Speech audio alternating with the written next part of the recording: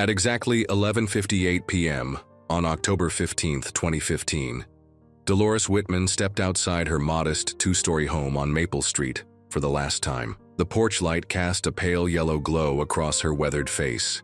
As she pulled her burgundy cardigan tight against the autumn chill, her neighbors would later remember this moment with haunting clarity. Not because they witnessed anything unusual, but because Dolores Whitman simply vanished into the night, leaving behind only questions that would torment a small Ohio town for nearly a decade. The digital clock on her kitchen microwave would continue blinking, 11:58 p.m. for 3 days straight, frozen in time like a monument to her disappearance. When police finally entered her home, they found her reading glasses folded neatly on the kitchen table, beside an unfinished cup of chamomile tea, still warm to the touch. Her slippers sat perfectly aligned by the back door, as if she had stepped out of them with the intention of returning within minutes.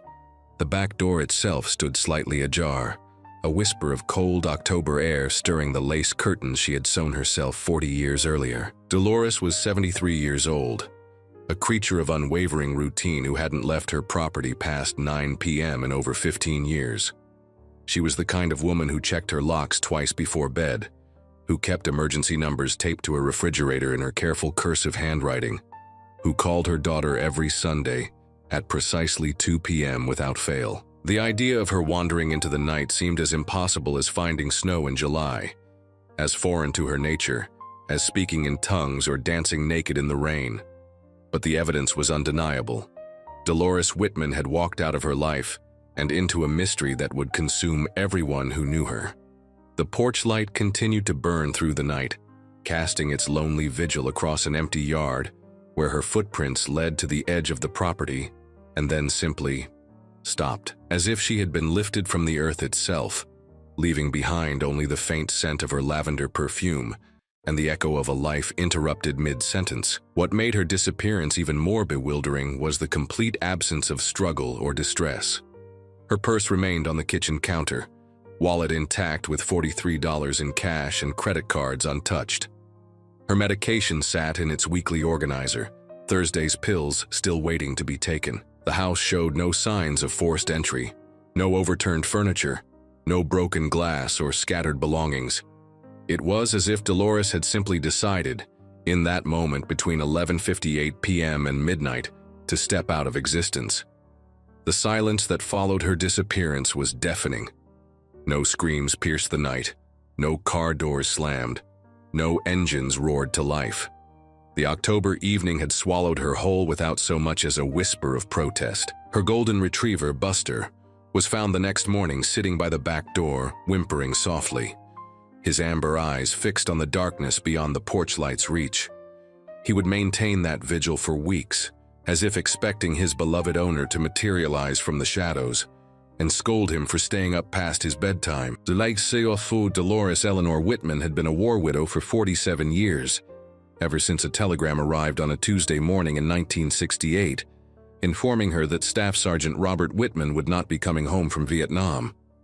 She was 26 then, with auburn hair that caught the sunlight like copper wire, and dreams of growing old with the man who had promised to build her a garden behind their future home. Instead, she built that garden alone, tending to it with the same meticulous care she applied to every aspect of her solitary life, each flower a small memorial to the future that had died in a jungle halfway around the world. The house on Maple Street had been her sanctuary for 4 decades, purchased with Robert's life insurance money and the savings they had accumulated during their brief but passionate marriage. She knew every creaking floorboard by heart, the third step from the top that groaned like an old man's joints, the loose board in the kitchen that rattled when the washing machine ran its spin cycle. She understood every stubborn window latch, every shadow that danced across her walls as the seasons changed, every sound the house made as it settled into sleep each night. Her days followed a rhythm as predictable as sunrise, a carefully choreographed dance of routine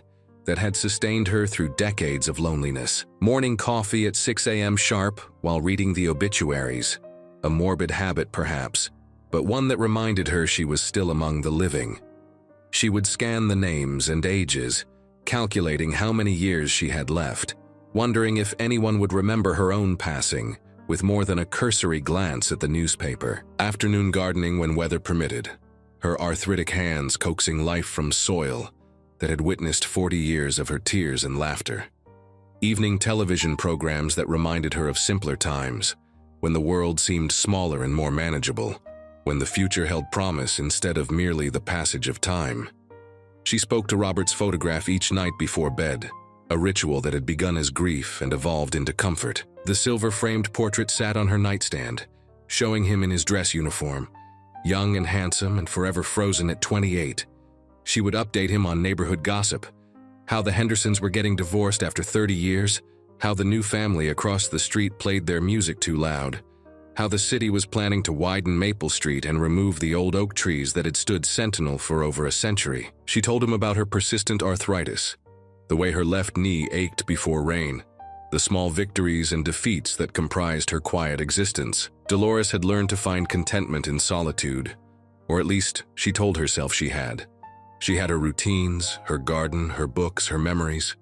She had learned to cook for one without feeling sorry for herself, to enjoy movies without commentary, to find peace in the silence that had once felt suffocating. She had built a life from the ashes of her dreams, and if it wasn't the life she had planned, it was still hers. Her only true companion was Buster, a golden retriever mix she had rescued 8 years earlier during one of the worst thunderstorms in recent memory. The dog had appeared on her doorstep like a gift from Providence, soaked and shivering, with no collar or identification. His fur was matted with mud and burrs, his ribs visible beneath his sodden coat, his eyes holding a sadness that mirrored her own. She had intended to take him to the shelter the next morning. She wasn't prepared for the responsibility of a pet, the expense, the emotional attachment. But something in his amber eyes reminded her of Robert's gentle gaze, the way her husband had looked at her on their wedding day, as if she were the most precious thing in his world. Buster became her shadow, following her from room to room with the devotion of a disciple. He slept beside her bed, his steady breathing a comfort in the dark hours before dawn. He alerted her to every delivery truck and passing jogger, every squirrel that dared to venture into their yard, every change in the familiar rhythm of their neighborhood. He was her early warning system, her companion, her reason to get up each morning and maintain the routines that kept despair at bay. October 15, 2015, began like any other Thursday in Dolores's carefully orchestrated world. She woke at 5:47 a.m., 13 minutes before her alarm, as she had for the past decade. Her internal clock had become more reliable than any timepiece, calibrated by years of identical mornings and the gradual acceptance that sleep, like so many other comforts, became more elusive with age. The morning routine unfolded with clockwork precision. Coffee brewed in the same ceramic pot Robert had given her for their first anniversary. Newspaper retrieved from the front porch where young Tommy Martinez delivered it with remarkable consistency. Weather forecast checked on the small television in the kitchen, while Buster waited patiently for his breakfast. The October air carried the crisp promise of winter, and Dolores noted with satisfaction that her chrysanthemums were reaching their peak bloom. She had planted them in memory of Robert's mother, who had loved the hardy flowers for their ability to bring color to the dying season.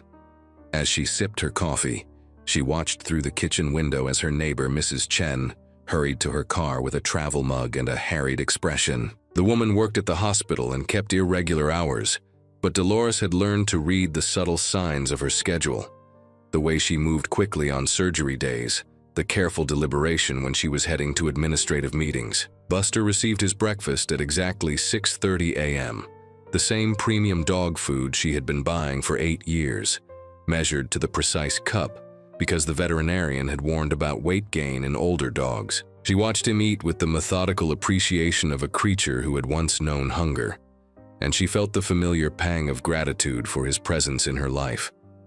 Without Buster, the house would have been a mausoleum of memories, too quiet, too empty, too reminiscent of the tomb her heart had become after Robert's death. The morning progressed according to schedule. Dolores sorted her medication into the weekly organizer, a rainbow of pills that kept her blood pressure stable, her cholesterol manageable, her bones strong enough to support another day of existence. She had reached the age where her medicine cabinet told the story of her body's gradual surrender to time. Calcium for osteoporosis, aspirin for her heart, vitamins that promised to slow the inevitable decline. She took Thursday's pills with a glass of orange juice, the same ritual she had performed every morning for the past 5 years, since her doctor had impressed upon her the importance of consistency. At 9 a.m., she called her daughter Sarah in Colorado, their weekly check-in that had become as routine as breathing. Sarah's voice carried the distracted quality of a woman juggling career and family, and their conversation followed familiar patterns: updates on the grandchildren Dolores saw twice a year, weather reports from their respective states, gentle inquiries about health and finances. Sarah always asked if she was eating enough, sleeping well, taking her medications. Dolores always assured her that everything was fine, that she was managing beautifully, that there was no need for worry. It was a comfortable lie that protected them both from the more complicated truth of her loneliness. The afternoon brought gardening, despite the chill in the air. Dolores wrapped herself in Robert's old wool coat, a garment that still carried the faint scent of his cologne after all these years, and spent 2 hours preparing her flower beds for winter. She cut back the perennials, covered the tender plants with burlap, raked the leaves that had begun their annual migration from the oak trees to her carefully maintained lawn. Buster supervised from the porch, occasionally venturing into the yard to investigate interesting scents, but always returning to his post, where he could keep watch over his beloved human. As evening approached, Dolores followed her usual routine with the precision of a Swiss timepiece. Dinner at 5:30 p.m., a simple meal of baked chicken, steamed vegetables, and a dinner roll. Portions calculated for a woman living alone who had learned to cook without waste. She ate while watching the local news, noting with mild interest the usual litany of traffic accidents, political squabbles, and weather updates. The world beyond her window seemed increasingly chaotic, filled with violence and uncertainty that made her grateful for the predictable safety of her small existence. At 8 p.m., she settled into her favorite armchair with a cup of chamomile tea and the latest mystery novel from the library. She had always loved mysteries, perhaps because they promised resolution, answers to questions that plagued the characters until the final pages revealed truth and justice. In her own life, some mysteries remained unsolved: why Robert had to die, why she had never been blessed with children, why some people found love twice while others spent decades mourning a single loss. But in books, everything made sense eventually. The evening passed quietly, marked only by the ticking of the grandfather clock in the hallway and Buster's occasional sighs as he dreamed of chasing squirrels through endless yards. At 10:30 p.m., Dolores performed her nightly security ritual, checking the front door lock, ensuring the back door was secure, turning off lights in a specific sequence that had become as automatic as breathing. She spoke her usual goodnight to Robert's photograph, updating him on the day's small events, promising to tend to the garden he would never see but somehow still shared with her. But something was different that night, though she couldn't quite identify what had changed. Perhaps it was the way the shadows seemed deeper, or the unusual restlessness that had settled in her chest like a bird with broken wings. Buster sensed it too, his ears pricked forward, his body tense with an alertness that had no obvious source. As she prepared for bed, Dolores felt an inexplicable urge to step outside, to breathe the night air, to stand beneath the stars that had witnessed every joy and sorrow of her 73 years. At 11:45 p.m., Dolores found herself wide awake, staring at the ceiling with a restlessness that defied explanation. Sleep had been eluding her for the past hour, despite the chamomile tea and her usual bedtime routine. Something felt different about this night, though she couldn't articulate what had changed. The house seemed to hold its breath around her, as if waiting for something to happen, some event that would alter the careful balance of her existence. Buster lay beside her bed, but even he seemed unusually alert, his ears twitching at sounds only he could hear. Every few minutes he would lift his head and stare toward the window, a low whine escaping his throat before he settled back down with obvious reluctance. Dolores had learned to trust her dog's instincts over the years. He had alerted her to a gas leak 2 winters ago, had sensed her neighbor's heart attack before the paramedics arrived, had somehow known when the old maple tree in the backyard was about to fall during a storm. The digital clock on her nightstand glowed 11:52 p.m. when she finally gave up on sleep and rose from bed. Her arthritis protested the movement, sending sharp reminders through her joints that 73-year-old bodies weren't designed for midnight wandering. But the restlessness had become unbearable, a physical sensation that demanded movement, action, some kind of response to the unnamed tension that filled the air like electricity before a thunderstorm. She slipped her feet into her house slippers and padded quietly to the kitchen, Buster following close behind with the silent grace of a creature accustomed to his human's occasional insomnia. The house felt different in the darkness, more alive somehow, as if the familiar rooms had transformed into something foreign and mysterious. Shadows that seemed benign during daylight hours now held secrets, and the ordinary sounds of settling wood and humming appliances took on an ominous quality that made her pulse quicken. In the kitchen, she put the kettle on for another cup of chamomile tea, hoping the ritual would calm whatever had awakened this strange anxiety. As she waited for the water to boil, she found herself drawn to the back door, her hand resting on the cool metal of the deadbolt. Through the window, the backyard lay bathed in moonlight, her garden transformed into a landscape of silver and shadow that looked nothing like the familiar space she tended each day. The kettle's whistle startled her from her reverie, and she quickly removed it from the burner before it could wake the neighbors. As she poured the steaming water over her tea bag, she noticed that her hands were trembling slightly, not from the cold, but from something deeper, more primal. Fear, perhaps, though she couldn't identify its source, or anticipation, as if her body knew something her mind had yet to comprehend. At 11:57 p.m., as she stood at the kitchen counter waiting for her tea to steep, Dolores heard it, a sound that didn't belong to the familiar symphony of her nighttime house. It was soft, almost musical, like wind chimes in a gentle breeze, but there were no wind chimes in her yard. The sound seemed to come from just beyond the back door, in the space between her porch and the garden, where Robert's ghost sometimes walked in her dreams. Buster heard it too. His entire body went rigid, his hackles rising as he stared at the back door with an intensity that made Dolores's breath catch in her throat. But instead of the aggressive posture he adopted when strangers approached, his stance was one of recognition, as if the sound belonged to someone he knew, someone he had been waiting for. Without conscious thought, Dolores found herself moving toward the back door. Her rational mind screamed warnings. Elderly women didn't investigate strange sounds in the middle of the night, didn't unlock doors and step into darkness, didn't abandon safety for curiosity. But something stronger than reason compelled her forward, as if she were being drawn by invisible threads toward a destiny she had been avoiding for 47 years. She turned the deadbolt with hands that no longer trembled, the mechanism sliding open with a soft click that seemed to echo through the house like a gunshot. The door opened easily, revealing the October night in all its crisp clarity. The air that rushed in carried scents of dying leaves and distant wood smoke. But underneath those familiar autumn fragrances was something else. Something that reminded her of Robert's cologne, of the way he had smelled when he held her close and promised to come home from the war. At exactly 11:58 p.m., Dolores Whitman stepped across the threshold of her back door and into the night. She didn't pause to grab a coat or shoes, didn't stop to consider the wisdom of her actions, didn't look back at Buster, who whined softly but made no move to follow. She simply walked forward, drawn by the mysterious sound that had become a melody, a song that spoke to the deepest chambers of her heart. The porch light illuminated her first few steps, but as she moved beyond its reach, the darkness embraced her like an old friend. Her bare feet found the familiar path through her garden, past the chrysanthemums and the dormant rose bushes, toward the back fence where the property line met the woods that stretched for miles beyond the subdivision.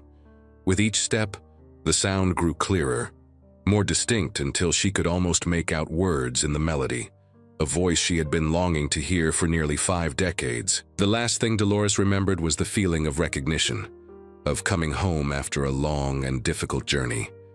The last thing she saw was a figure waiting for her at the edge of the woods, silhouetted against the moonlight, wearing the uniform of a soldier who had never aged, never changed, never stopped waiting for the woman he had promised to love forever. And then, at 11:58 p.m. on October 15, 2015, Dolores Whitman simply vanished, leaving behind only the echo of her footsteps and the faint scent of lavender perfume that would linger in the October air until dawn. Friday morning arrived with the mechanical precision of a world that had no knowledge of the void Dolores Whitman had left behind. The sun rose at its appointed time, casting long shadows across Maple Street as delivery trucks began their rounds and early commuters hurried toward their daily obligations. But at 1247 Maple Street, something was terribly wrong, though it would be hours before anyone realized the magnitude of what had occurred. Buster was the first to sound the alarm, though his distress went unnoticed in the early morning bustle. The golden retriever had spent the night pacing between the open back door and his usual sleeping spot beside Dolores's bed, whimpering softly as he tried to comprehend why his beloved human had walked into the darkness and never returned. By dawn, his anxiety had escalated to full-blown panic, and his barks echoed through the house with increasing desperation.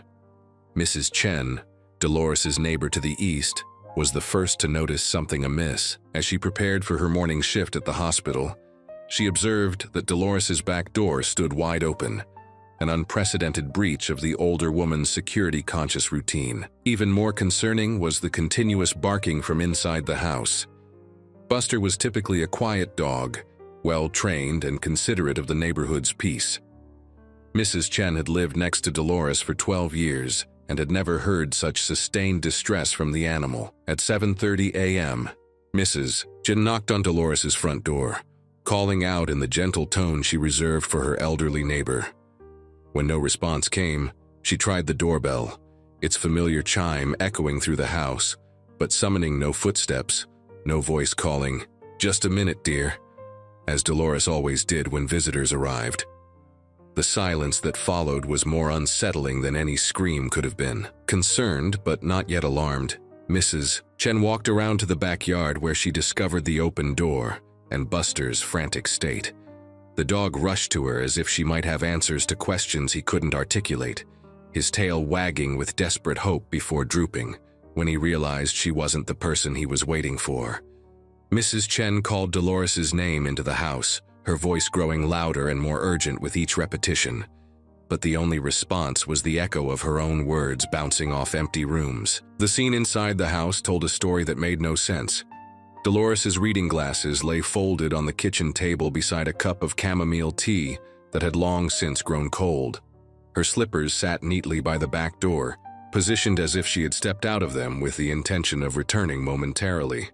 The kettle remained on the stove, turned off but still warm to the touch. Everything suggested a brief voluntary departure, perhaps to investigate a sound in the garden or to retrieve something from the yard. But Dolores was nowhere to be found. Mrs. Chen's medical training kicked in as she processed the scene. She checked for signs of struggle, for overturned furniture or broken objects that might indicate violence or distress. She found nothing disturbed, nothing out of place except for the glaring absence of the woman who had lived in this house for 40 years. The normalcy of the scene was more frightening than any evidence of foul play could have been. At 8:15 a.m., Mrs. Chen called 911, her voice steady despite the growing dread in her chest. She explained the situation to the dispatcher with clinical precision. Elderly woman possibly missing. House secure but back door open. No signs of struggle. Dog in distress. The dispatcher assured her that officers would be dispatched immediately, though Mrs. Chen detected the subtle note of routine in the woman's voice. The assumption that this would prove to be a simple misunderstanding, perhaps an early morning walk that had extended longer than usual. Officer Michael Torres arrived at 8:47 a.m., a 28-year-old patrol officer who had been with the department for 3 years. He was accustomed to welfare checks on elderly residents, usually false alarms triggered by concerned neighbors who hadn't seen their usual morning routines. He expected to find Dolores Whitman in her garden, or perhaps visiting a neighbor. Embarrassed by the fuss but grateful for the concern, instead, he found a mystery that would haunt him for years to come. Torres conducted a thorough search of the house, calling Dolores's name as he moved from room to room. Her bedroom showed signs of recent occupancy. The bed was unmade, her nightgown draped over a chair, her medication organizer sitting on the dresser with Thursday's pills missing and Friday's still waiting. In the bathroom, her toothbrush was dry, suggesting she hadn't completed her morning routine. The living room remained exactly as she had left it the night before, her mystery novel bookmarked on page 127, the television remote resting on the arm of her chair. The backyard search proved equally fruitless. Torres followed what appeared to be footprints in the soft earth of the garden beds, bare feet that had walked purposefully toward the back fence. But at the property line, the trail simply ended, as if Dolores had been lifted from the earth itself. The officer examined the fence for signs that she might have climbed over or crawled under, but found nothing. No disturbed vegetation, no torn fabric, no indication that a 73-year-old woman had attempted to navigate the barrier. By 10 a.m., the scene had attracted additional resources. Detective Sarah Martinez, a 15-year veteran with experience in missing persons cases, arrived to take charge of the investigation. She interviewed Mrs. Chen extensively, learning about Dolores's routines, her health, her mental state, her relationships with family and neighbors. Every detail painted the picture of a woman who was stable, predictable, and utterly unlikely to vanish without explanation. The detective's examination of the house revealed additional puzzling details. Dolores's purse contained $43 in cash, credit cards, and her driver's license, ruling out the possibility that she had left voluntarily for an extended period. Her car keys hung on their usual hook by the front door, and her 2008 Honda Civic sat undisturbed in the driveway. Her winter coat remained in the closet, despite the October chill that would have made outdoor activity uncomfortable for someone in night clothes. Most disturbing of all was the discovery of Dolores's cell phone, found on her nightstand with a full battery, and no recent calls or messages. In an age when even elderly people carried their phones everywhere, the device's presence in the house suggested that whatever had drawn Dolores outside had happened quickly, without time for preparation or second thoughts. As the morning progressed, neighbors began to gather, drawn by the unusual police presence on their quiet street. They shared stories of Dolores's reliability, her predictable routines, her devotion to Buster. Everyone agreed that her disappearance was completely out of character, impossible to reconcile with the woman they had known for years or decades. By noon, the initial search had expanded to include the surrounding woods, with officers and volunteers combing through the dense undergrowth that bordered the subdivision. They found nothing. No clothing, no footprints, no signs that Dolores had ever entered the forest that stretched for miles beyond her backyard fence. As the sun reached its zenith on October 16, 2015, one fact had become undeniably clear. Dolores Whitman had vanished as completely as if she had never existed, leaving behind only questions that would multiply with each passing hour, and a golden retriever who would spend the rest of his life waiting for a woman who would never come home. Detective Sarah Martinez had seen her share of missing persons cases during her 15 years with the department, but the disappearance of Dolores Whitman defied every pattern she had learned to recognize.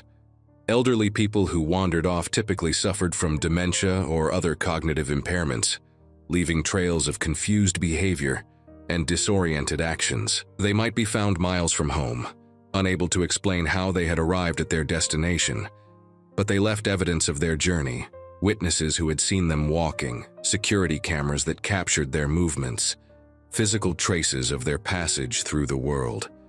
Dolores had left none of these breadcrumbs. By the afternoon of October 16th, Martinez had assembled a comprehensive timeline of Dolores's final day. The last confirmed sighting was at 6:30 p.m. on October 15th, when neighbor Tom Bradley had waved to her as she worked in her garden.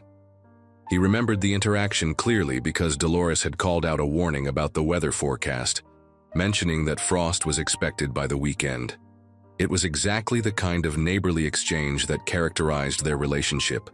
Brief, friendly, focused on practical matters. The investigation team conducted door-to-door interviews throughout the neighborhood, seeking anyone who might have seen or heard something unusual during the night. The results were frustratingly consistent. No one had observed anything out of the ordinary. No strange vehicles, no unfamiliar people, no sounds of distress or struggle. The October night had been quiet, peaceful, utterly unremarkable except for the fact that it had swallowed a 73-year-old woman without a trace. Martinez paid particular attention to the timeline between 11 p.m. and midnight, the window when Dolores had presumably left her house. She interviewed shift workers, insomniacs, anyone who might have been awake during those crucial minutes. Mrs. Patterson, who lived across the street, had been up with a sick grandchild but had seen nothing unusual. The teenager 3 houses down had been playing video games with headphones on, oblivious to the world beyond his screen. Even the neighborhood's notorious insomniac, elderly Mr. Kowalski, had been asleep by 11 p.m., aided by new medication for his chronic pain. The physical evidence was equally baffling.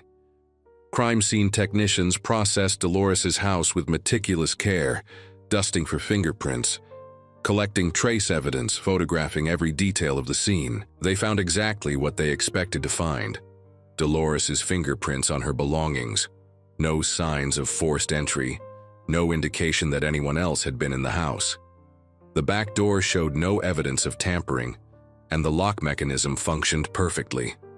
The footprint analysis proved particularly frustrating. The impressions in the garden soil were clearly from Dolores's bare feet, size 7, with the distinctive wear pattern of someone who favored her right side due to arthritis. The prints showed a normal gait, no signs of stumbling or being dragged, no indication of distress or haste.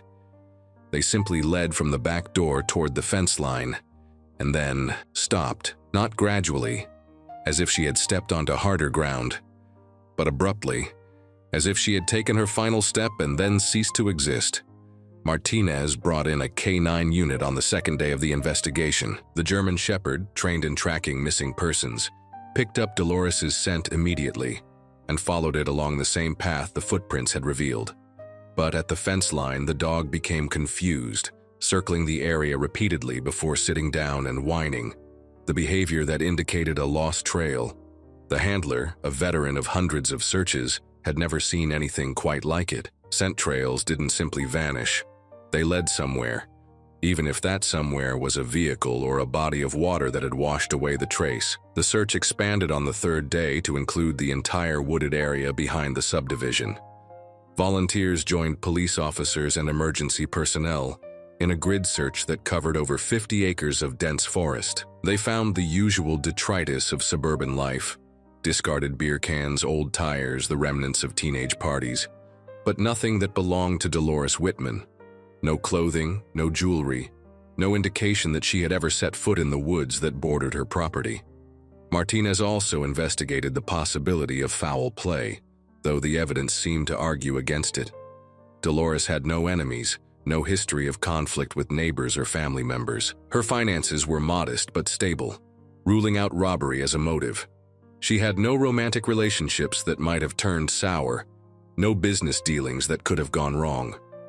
Her life was an open book, and every page revealed the same story: a quiet, predictable existence that offered no obvious targets for violence or exploitation. The detective interviewed Dolores's daughter Sarah via phone, learning about their relationship and any recent changes in her mother's behavior. Sarah painted the same picture that neighbors had provided: a woman of unwavering routine who had seemed content with her solitary life. Their last conversation, on the morning of October 15th, had been entirely normal. Dolores had mentioned the changing weather, asked about the grandchildren, expressed satisfaction with her garden's autumn display. Nothing in her voice or words had suggested distress, confusion, or any intention to leave her home. Medical records revealed no history of dementia, depression, or other conditions that might explain a sudden departure from character. Dolores's physician, Dr. Elizabeth Hartwell, described her as one of her most compliant patients, someone who took her medications religiously, attended all appointments, and maintained her health with the discipline of a much younger person. Her last physical exam, conducted just 6 weeks before her disappearance, had revealed the expected signs of aging, but nothing that would impair her judgment or decision-making abilities. As the investigation entered its second week, Martinez found herself confronting an uncomfortable truth.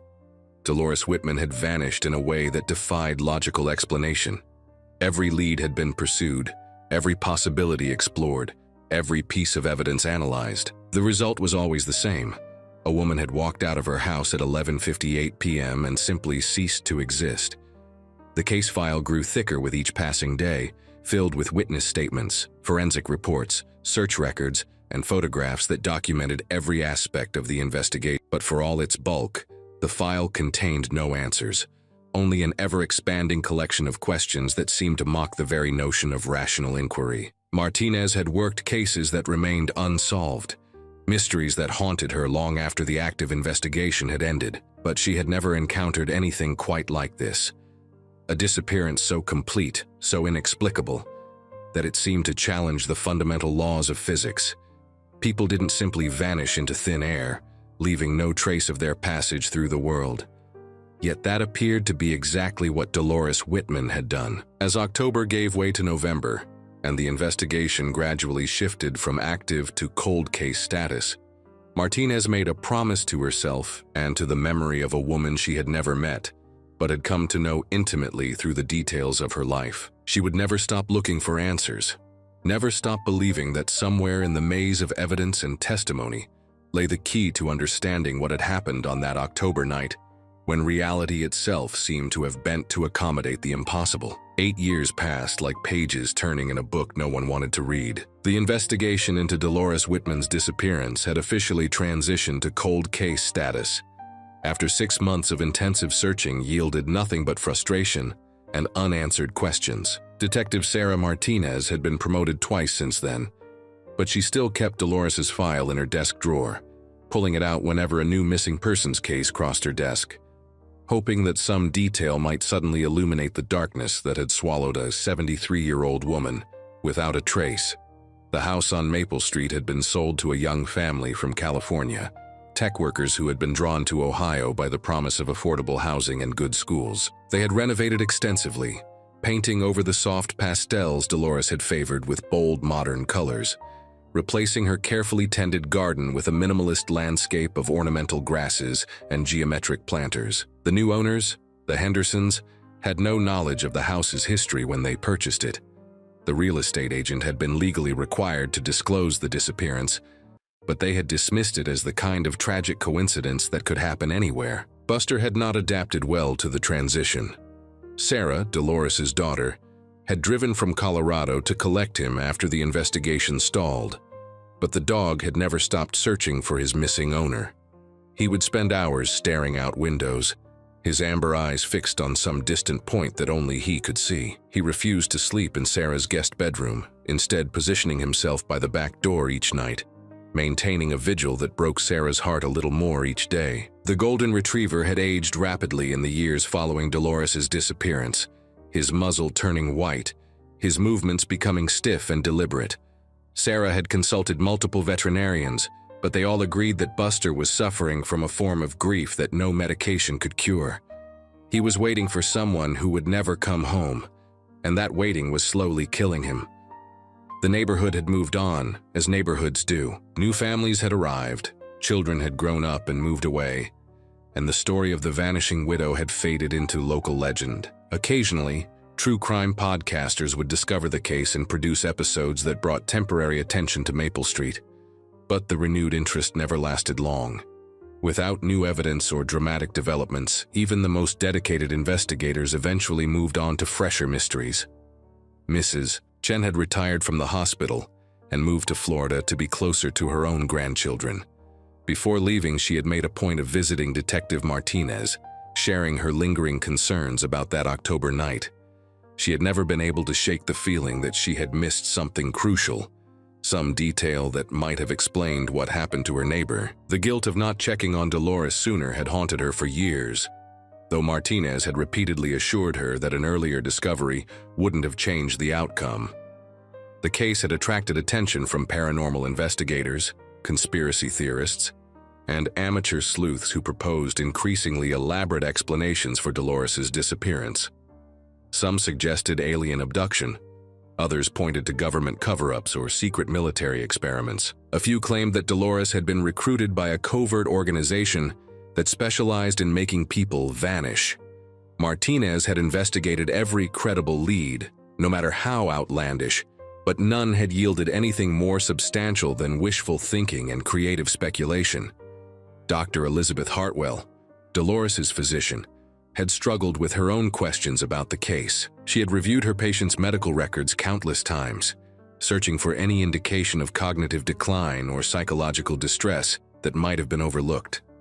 The absence of any such evidence had forced her to confront the uncomfortable possibility that modern medicine didn't have answers for everything, that some mysteries existed beyond the reach of scientific explanation. The woods behind the subdivision had been searched dozens of times over the years, by both official search teams and amateur investigators who refused to accept that a human being could simply vanish. Every square foot of the 50-acre forest had been examined with metal detectors, ground-penetrating radar, and cadaver dogs. The searches had uncovered the usual collection of lost items and discarded trash, but nothing that belonged to Dolores Whitman. Sarah had established a small memorial fund in her mother's name, contributing to local search and rescue organizations and missing persons advocacy groups. She visited Ohio twice a year, on the anniversary of the disappearance and on what would have been Dolores's birthday, maintaining a ritual of remembrance that helped her process the unresolved grief of losing someone without closure. She had never stopped hoping for answers, but the hope had evolved from desperate urgency to quiet acceptance that some questions might never be answered. The case had affected Detective Martinez more deeply than she cared to admit. She had worked hundreds of investigations during her career, but Dolores Whitman's disappearance had challenged her fundamental understanding of how the world worked. She had always believed that persistence and proper procedure could solve any mystery, that evidence would eventually reveal truth, that logic could overcome even the most puzzling circumstances. The Whitman case had shaken that faith, forcing her to acknowledge that some events existed beyond the reach of rational explanation. Local news outlets would occasionally revisit the story, particularly during slow news cycles or on significant anniversaries. The coverage always followed the same pattern: a recap of the known facts, interviews with neighbors who remembered Dolores, appeals for new information from the public. But the years had dulled the impact of these stories, and they generated fewer tips and leads with each retelling. The house itself seemed to have absorbed some of the mystery that surrounded its former owner. The Henderson family had reported strange occurrences during their first year of residence: doors that opened on their own, the sound of footsteps in empty rooms, the persistent scent of lavender that appeared without explanation. They had eventually dismissed these incidents as the normal settling of an older house, but their young daughter continued to insist that she sometimes saw an elderly woman in the garden, tending to flowers that were no longer there. As 2023 dawned, the 8th anniversary of Dolores's disappearance approached with the same mixture of sadness and frustration that had marked every previous year. Detective Martinez, now a lieutenant, still received occasional calls from people who claimed to have information about the case, but the leads had grown increasingly desperate and implausible. The passage of time had not brought clarity. It had only deepened the mystery, adding layers of speculation and false memory to an already incomprehensible event. Buster had developed a routine that both comforted and concerned Sarah. Each morning, he would position himself by the back door of her Colorado home, staring out at the unfamiliar landscape with the same intensity he had once reserved for Dolores's garden. He would remain there for exactly 1 hour, as if keeping an appointment with someone who existed only in his memory, before reluctantly moving on to the mundane activities of his day. The golden retriever's behavior had become a source of both wonder and worry for Sarah, who had consulted animal behaviorists and grief counselors in an attempt to understand her mother's dog. They all agreed that Buster was demonstrating a level of loyalty and memory that challenged conventional understanding of canine psychology. He was not simply missing his owner. He was actively searching for her, maintaining a vigil that suggested he knew something the humans around him had failed to comprehend. As the 8th anniversary approached, Sarah made her usual preparations for the memorial trip to Ohio. She would visit the house on Maple Street, now barely recognizable beneath its modern renovations, and spend time in the woods where search teams had once combed every inch of ground. She would meet with Detective Martinez, now Lieutenant Martinez, and they would review the case file one more time, hoping that fresh eyes might spot a detail that had been overlooked for 8 years.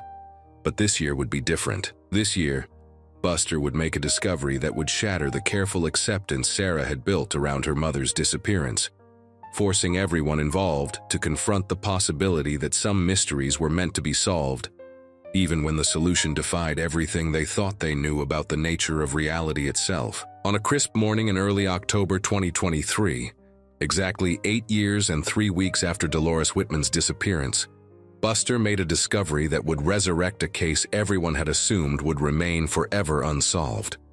The 13-year-old golden retriever had been living with Sarah in Colorado for nearly a decade, but his daily ritual of searching and waiting had never ceased. If anything, his determination had intensified with age, as if he understood that time was running short for whatever mission he had appointed himself to complete. Sarah had brought Buster back to Ohio for the annual memorial visit, a pilgrimage that had become as much about honoring her mother's memory as it was about maintaining hope for answers that might never come. They were staying in a hotel near Maple Street, and Sarah had planned the usual itinerary: a visit to the house, now unrecognizable under its modern renovations, a walk through the woods where search teams had once scoured every inch of ground, and a meeting with Lieutenant Martinez to review the case file one more time. But Buster had his own agenda. On the morning of October 8th, Sarah had taken him for what she intended to be a leisurely walk through the neighborhood where he had once lived. The dog moved with the careful deliberation of advanced age, his joints stiff from arthritis, his breathing slightly labored from the exertion of travel. But as they approached the wooded area behind the subdivision, something changed in his demeanor. His ears pricked forward, his pace quickened, and his entire body seemed to vibrate with an energy Sarah hadn't seen in years. "What is it, boy?" she asked, though she had learned long ago that Buster's motivations were beyond human comprehension. The dog had always possessed an almost supernatural awareness of things that escaped human perception, and his behavior that morning suggested he was responding to some stimulus that existed beyond the reach of her senses. Buster pulled against his leash with surprising strength, leading Sarah away from the established trails and deeper into the woods than she had ever ventured during previous visits. The forest had changed over the years. Storms had felled several large trees, creating new clearings and altering the landscape that search teams had once mapped with military precision. But Buster navigated the terrain with the confidence of someone following a familiar route, as if he had been planning this journey for 8 years. They walked for nearly an hour, moving steadily away from the subdivision and into the heart of the forest that stretched for miles beyond the developed area. Sarah began to worry about Buster's stamina. He was an old dog undertaking a strenuous hike, and she had no desire to carry a 70-pound retriever back to civilization. But every time she tried to turn back, Buster would look at her with such desperate pleading that she couldn't bring herself to end whatever quest he was pursuing. The discovery came without warning or fanfare. Buster simply stopped walking, his nose pressed to the ground near the base of a massive oak tree that had probably been standing when the first settlers arrived in Ohio. He began to dig with the frantic energy of a much younger dog, his claws scraping against the hard-packed earth and decades of accumulated leaves. Sarah watched in amazement as years seemed to fall away from her mother's dog, revealing the enthusiastic retriever he had been before grief had aged him prematurely. "Buster, what are you doing?" Sarah asked, though she was already kneeling beside him, helping to clear away the debris he was excavating. The dog's excitement was infectious, and she found herself caught up in his urgency, even though she had no idea what they were searching for. The first thing they uncovered was a piece of fabric, burgundy wool that looked remarkably well preserved despite having been buried for what must have been years. Sarah's breath caught in her throat as she recognized the material. It was identical to the cardigan her mother had been wearing the night she disappeared, the one she had pulled tight against the October chill before stepping into the darkness. But it was what Buster found next that would change everything. Buried beneath the fabric, wrapped in what appeared to be a plastic bag that had protected it from the elements, was a human finger. Not a skeleton or decomposed remains, but a finger that looked as if it had been severed recently.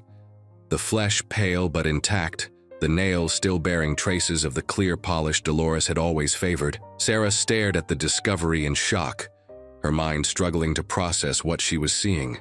The finger was unmistakably human, unmistakably fresh, and unmistakably familiar. She had seen those hands countless times, hands that had braided her hair as a child, that had written birthday cards in careful cursive, that had tended a garden with the patience of someone who understood that growth took time. Buster sat back on his haunches, his tail wagging with satisfaction.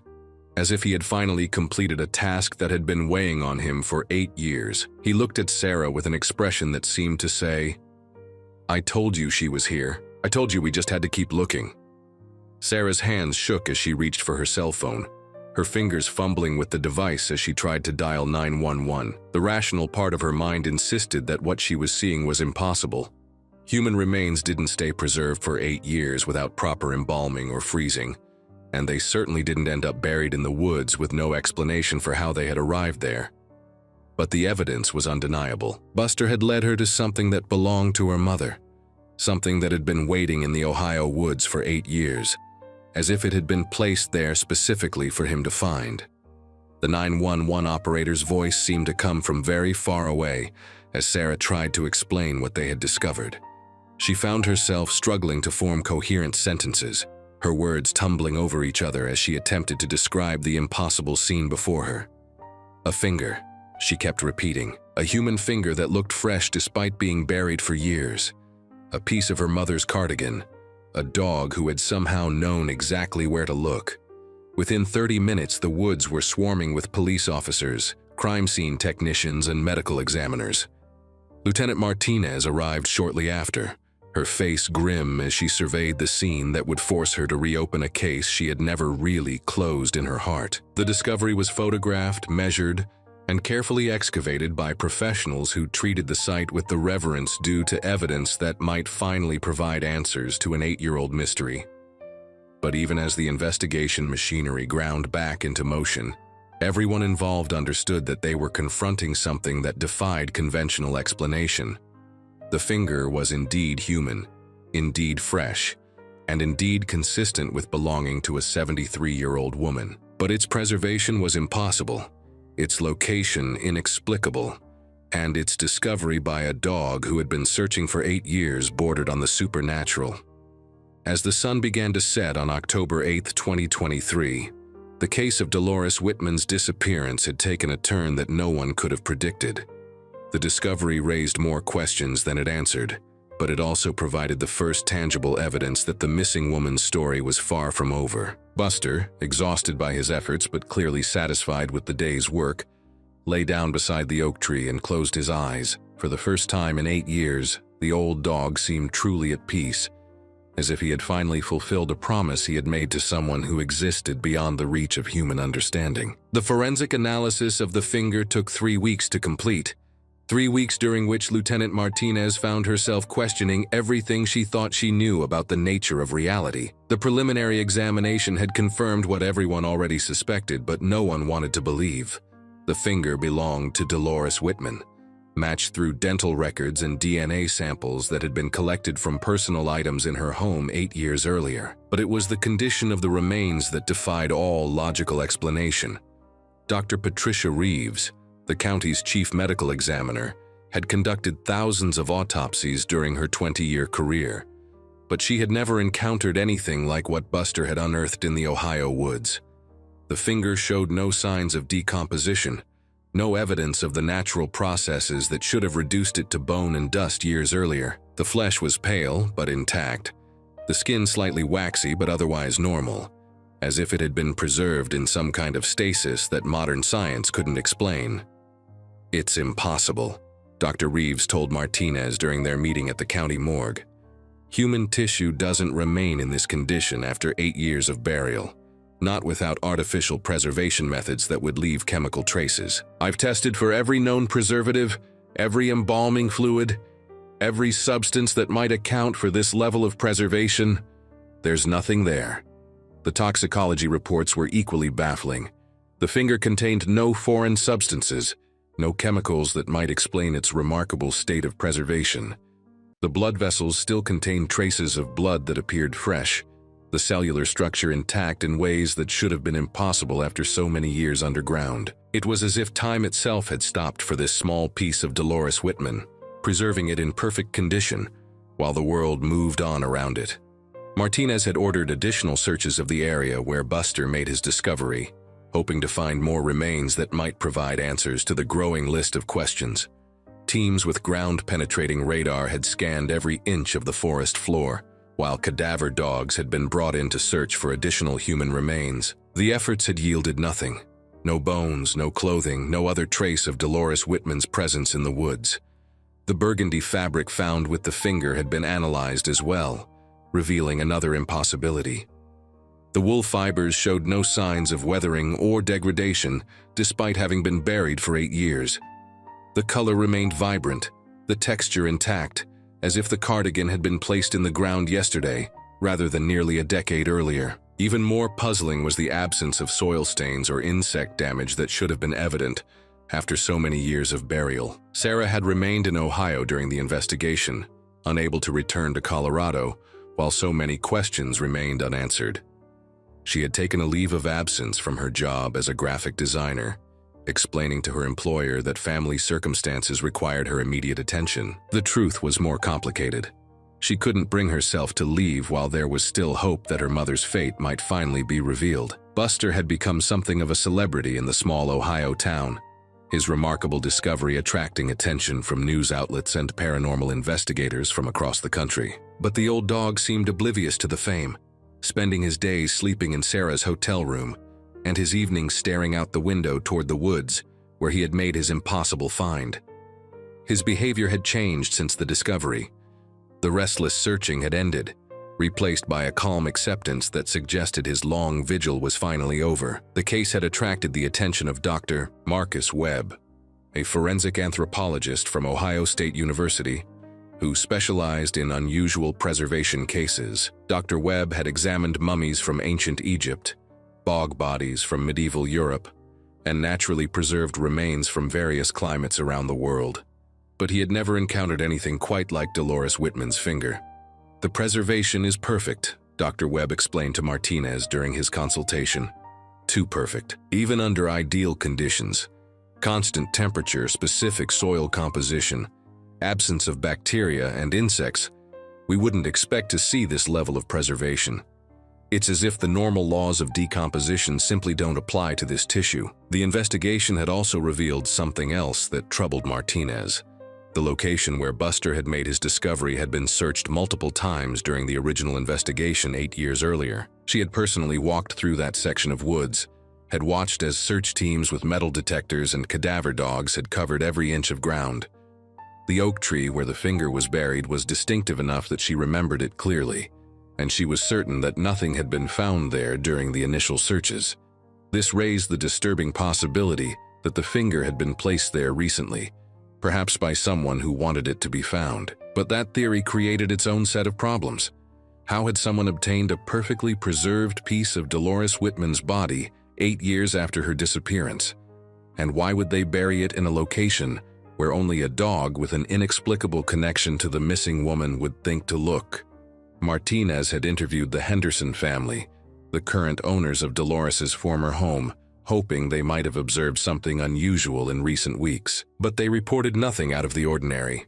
No strangers in the neighborhood, no disturbances in the woods behind their property. Their young daughter, now 11 years old, continued to insist that she sometimes saw an elderly woman in the garden. But her parents had long since dismissed these sightings as childhood imagination.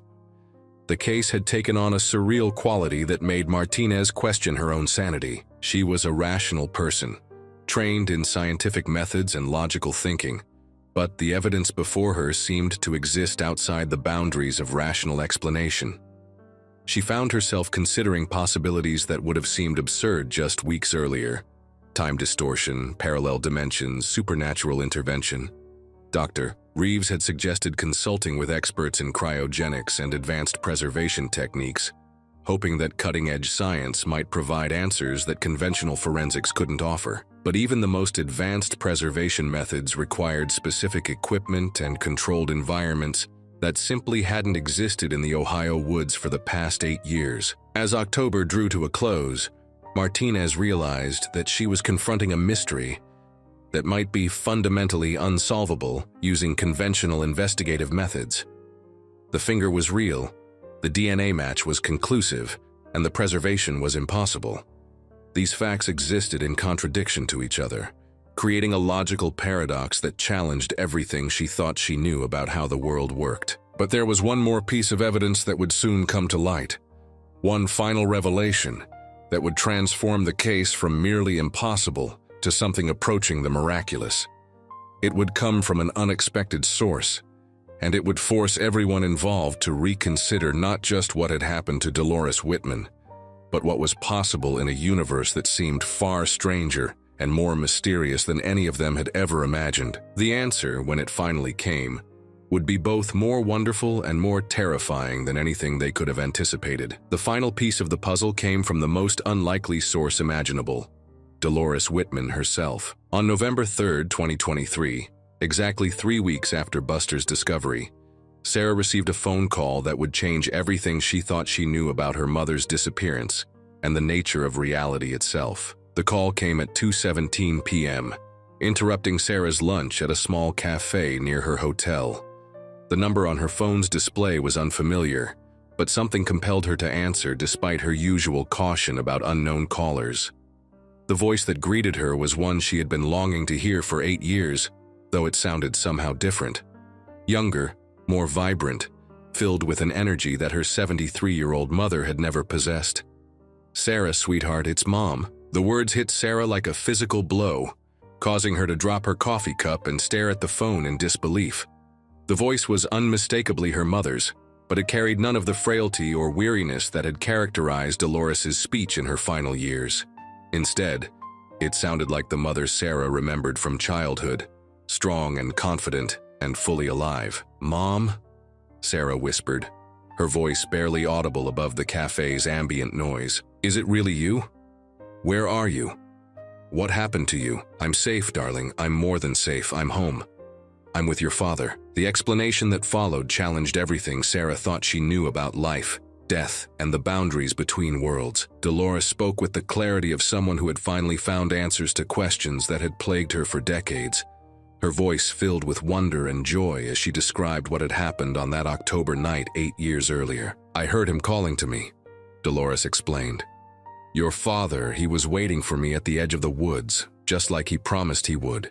He looked exactly the same as the day he left for Vietnam, young and handsome and so very much alive.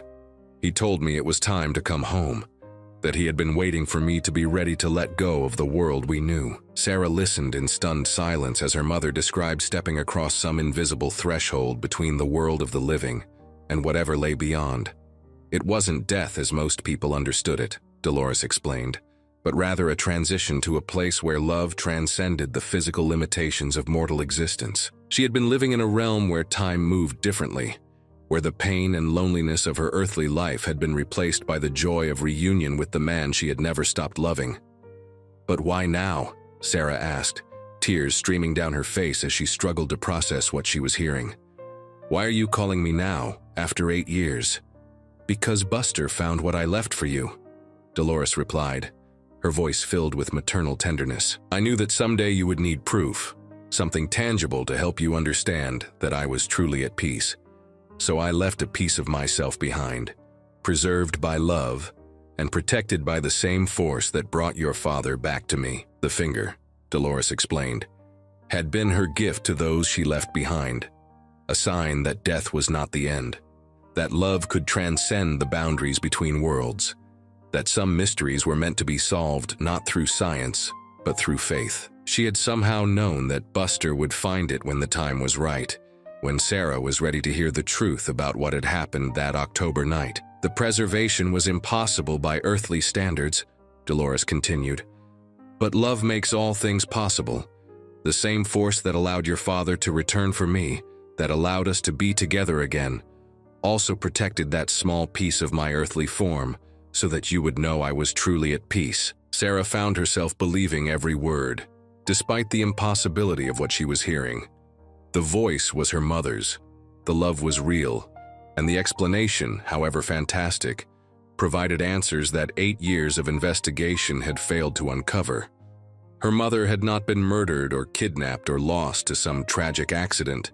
She had been called home by a love that had waited 47 years for its moment of reunion. "Will I see you again?" Sarah asked, her voice breaking with emotion. "When your time comes, sweetheart, we'll all be together again. Your father and I will be waiting for you just as he waited for me. But until then, live your life fully, love deeply, Don't spend your years mourning what you think you've lost, because nothing is ever truly lost. Love endures, and love finds a way. The call lasted only a few more minutes, with Dolores sharing messages of love for her grandchildren and expressing gratitude for the life she had lived, even with all its sorrows and loneliness. She spoke of watching over Sarah from wherever she now existed, of being proud of the woman her daughter had become, of finding peace in knowing that her earthly suffering had led to eternal joy. As the call ended, Sarah felt a profound sense of closure that 8 years of investigation and speculation had failed to provide. The mystery of her mother's disappearance had been solved, not through forensic science or detective work, but through the revelation that some truths existed beyond the reach of earthly understanding. Lieutenant Martinez, when Sarah shared the story with her, found herself confronting the limits of her own skepticism. The evidence was impossible, the explanation defied logic, but the peace it brought to a grieving daughter was undeniably real. Sometimes, she realized, the most important truths couldn't be proven in a laboratory or documented in a case file.